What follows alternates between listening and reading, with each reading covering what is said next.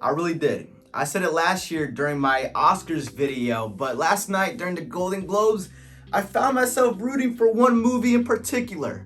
But before we get into that, 1, F a YouTube intro. 2, I was supposed to record a little snippet, a little video beforehand of who I would like to win, little predictions, you know? And last, I got this beautiful softbox images right somewhere there, and it already looks like to be a game changer.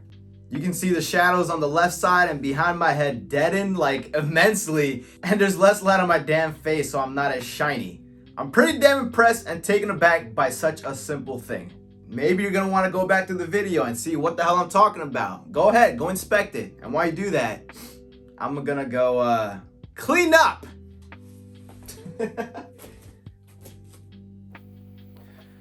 Ooh boy, that was the longest I haven't shaved in a while. 3 weeks. Welcome back, ladies and gentlemen, to our first broadcast presentation of the new year. I am quite excited for 2024, and in fact, I think it's gonna be quite memorable for my life.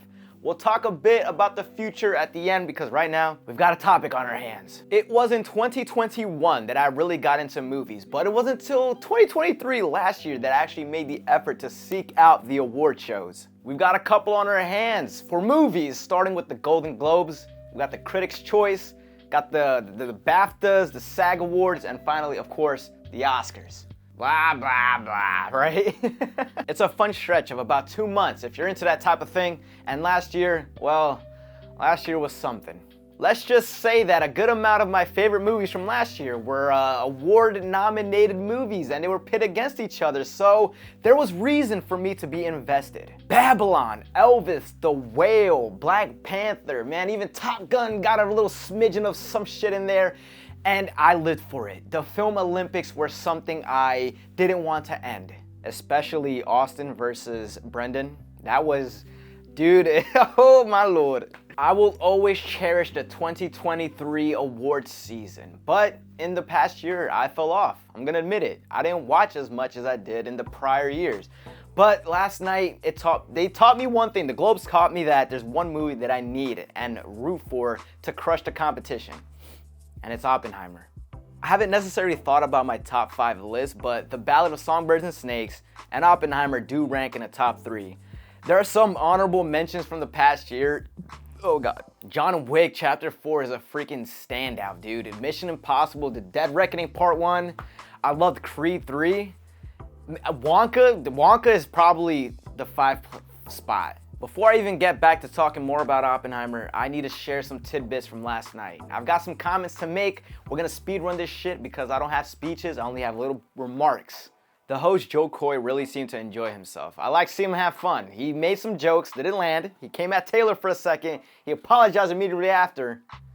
The big difference between the Golden Globes and the NFL, on the Golden Globes, we have fewer camera shots of Taylor Swift. I swear. There's just more to go to here. Sorry about that. But overall, I think he had a fun time. Starting at the bottom of the site, Ricky Gervais won for the new category of Best Stand-Up, which is absolutely insane because when he's hosted the Globes, he has come at Hollywood's neck, and it's just, that's a controversial win in my opinion. Know nothing about the real world. Most of you spent less time in school than Greta Thunberg. So, if you win, right, come up, accept your little award, thank your agent and your God, and fuck off, okay? Succession won in 4 categories. It was their last season. Kieran Culkin snatched a win too. I've never watched it, but I know people love it. I wonder if they got their wins because it was their last season. Tinfoil, man. And speaking of Kieran and shows, The Last of Us didn't win shit last night. I mean, everybody watched that show. Like, what is going on? That's a crazy phenomenon, and even Kieran himself thought Pedro was gonna win. Suck it, Pedro. Sorry. Mine. That's my thing sometimes when you're competing with a big bang. For example, Succession ending. Things you root for might not win because of a final hoorah that they want to give out. I don't know. I'm just, Jesus, man. Beef got jerked off. Beef. I fucking knew it. The Bear got 3 win. Man, Jeremy Allen White's status is skyrocketing from last year. I need to see the Iron Claw. I just got home from watching The Iron Claw. My friend invited me out of nowhere, And after some debate and some thought, I was just like, all right, I'm gonna go see it. We're gonna go watch it. Great movie. Yo, very fucking impactful. Wow, tears were streaming down my face. My boy, tears were streaming down his face too. And Zac Efron, underrated. The whole dynamic of him wanting his family and just loving his brothers and just wanting to spend time with them. Bro, oh my gosh. All right, let's get back to the wacky fun. Elizabeth Debicki. I might watch The Crown. That's another show that freaking ended. It's hard to have input when clueless on the projects involved. A donkey with a mouse's brain could have predicted this winner. The best freaking score I've ever heard in my life. Yo, there was no freaking competition, baby. Chris Nolan for the win as best director. I love it. I respect it, but goddamn, the competition there was stacked. Those are Infinity Stones motherfuckers right there, and it could have gone to anybody. Another stacked list right here, but RDJ, come the hell on, baby. The buzz he got when Oppenheimer released was so out of nowhere to me that only on my second watch did I understand the praise for it. I was like, dude, he was barely in it. What are you talking about? Paul Giamatti. I had no idea this project existed or that he was even in something recently, but he's been in the game forever. Shout out Big Fat Liar. Emma Stone's win had me happy. On this freaking list right there, I've only seen Barbie, but I was just rooting for Emma so much. I'm so sorry, everybody. Leo, Bradley, come on, guys. He was one man with a bunch of supporting cast. There's just no point in fighting Cillian here. I think the best outcome for you all is that your accolades and your film's accolades now include Golden Globe nominated. And with the previous two of Cillian and Emma out the way now, let's just get their duplicates up on the screen. I Love Air. I made a video on it, but why is it here? And it's not even a musical or a comedy. That's confusing. Best picture for drama was the last one of the night. So when I tell you that my clenched butthole could have popped a watermelon, believe it. I was honestly scared of Past Lives and another movie here that I will get to in a damn second. Let's backtrack to Lily Gladstone's Flower Moon win. She was a first tie pick between Kaylee Spaney for me. I just really wanted that girl to win something after being in Priscilla, but Golden Globe nominated is still worthy, right? And I also love Carey Mulligan, but there was no reason for me to support her here. I haven't seen the project, so there was no reason for me to support. I do hope Kaylee Spaney experiences a win at some other award show, but I don't know. Some of these are indicators of what to expect in the future. I was once again afraid of the mention of Past Lives, and another specific movie on here again. It's the same too. Does Spider-Verse mean nothing to you? Why is Wish on here? That movie got pooped and spat on like crazy. Ladies and gentlemen, it's time I reveal to you the movie that had me afraid. The mystery movie that I've kept from you all. Every year, there seems to be a shark lurking in the shadows. And last night, I found myself once again in fear. Shaking under the covers, terrified. What is this? What is this? Seriously, because hold on. This thing was Jaws last night. Anatomy of a Fall. Sleeper hits have a way of causing grand excitement when they are pit against nominees that you are rooting for. Best Drama and Best Female Drama Actor were suspenseful moments cultivated by the sheer thrill of an underdog making its way up the leaderboard. This is something I've forgotten about. Repeated winners. I have experience in this field. One may call it trauma.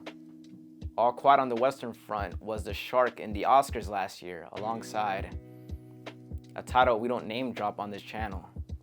There's lore behind it. Anatomy of a Fall, I'm watching you. You're out for blood. You sleeper hit. Last but not least, I think this is the category that really caught my eye when I saw it last month for the first time. It's a new one, and they call it cinematic and box office achievement. At first, I was going to dissect these titles and call out why they shouldn't win. Like how, okay, Barbie and Mario were the only movies to make $1 billion last year, right? But they aren't the first to do so they shouldn't win. Or how action movies like John Wick and Mission Impossible don't really receive awards respect. So why are they here? Then it dawned on me. I think these movies are the top grossers. And they are. They're top 13 domestic and top 22 worldwide. But there's one on this list that just really sticks out, you know?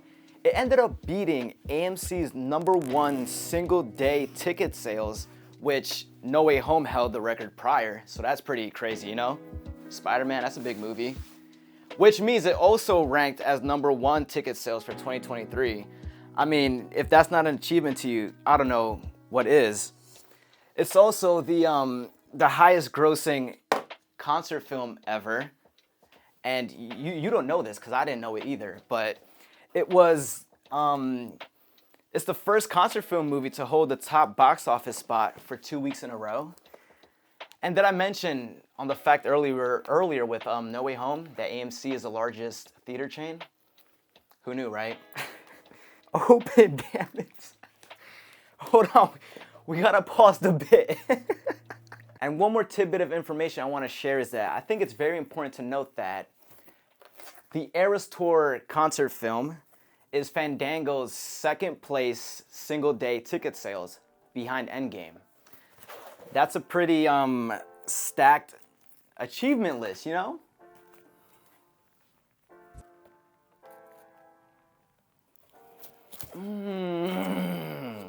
My sister-in-law got me the vinyl for Christmas and it just arrived today. I scripted this video last night, so dude, this was fucking perfect for the bit. I'm so happy. So I thought with all these achievements that maybe, just maybe, something could change. There could be a tide shift in the universe and what we award instead of this hullabaloo. They made a little point last night during their little freaking win speech that they would like to thank all the Barbies and the Kens that dressed up. And now that I think about it, yeah, there was a freaking cultural impact, even though people dressed up for, well, kids dressed up for Mario. A lot of people did show up and celebrated the whole pink and Barbie theme this past summer. I'd like to dedicate this to every single person on the planet who dressed up and went to the greatest place on earth, the movie theaters. Barbie is a great fun time, but this means war. I'm back in the freaking game. I only have one troop, one set of elite, one legendary Pokemon in my team to fight anyone that crosses my way. And it's Oppenheimer, baby. Before the ballot, Oppenheimer was my favorite movie of the year. Of course, time passes, emotions fade, but last night reminded me of that fire. This is the only movie that I truly loved in 2023 that's being freaking nominated for awards. So I think going forward, I'm a little invested. I love seeing the actors surrounded by the director. It's like a teacher and their like A students are around them. Dude, last year, Baz and Austin, what a time, I'm telling you. The Globes also reminded me of how little I consumed in 2023. I started uploading it again last year and my videos started out really ugly and I've been trying my best to grow the channel. Allow me to read from script here because I don't read, these numbers are a lot. So when I'm not making money, I'm working on a video or I'm watching The Hunger Games 4 times, Oppenheimer 5 times, Barbie 3 times, Spider-Verse 4 times, The Flash 3 times, so on and so forth, just because I really wanted to form some ideas to talk about. Then there was that drought a month after the strikes hit where I didn't even visit a theater for 2 months. I feel like I'm Peter Parker saying, trying to do better. I would love to consume more in 2024. I have fallen off in pursuit of the channel, but there has to be a better balance. If you made it this far into the video, I appreciate the heck out of you. My last upload about the Hunger Games is my favorite video I've ever created, my favorite video I've ever uploaded, and I'm just so glad it made it over the 1,000 mark. Forget 2,000, 1K was enough for me to be happy and grateful.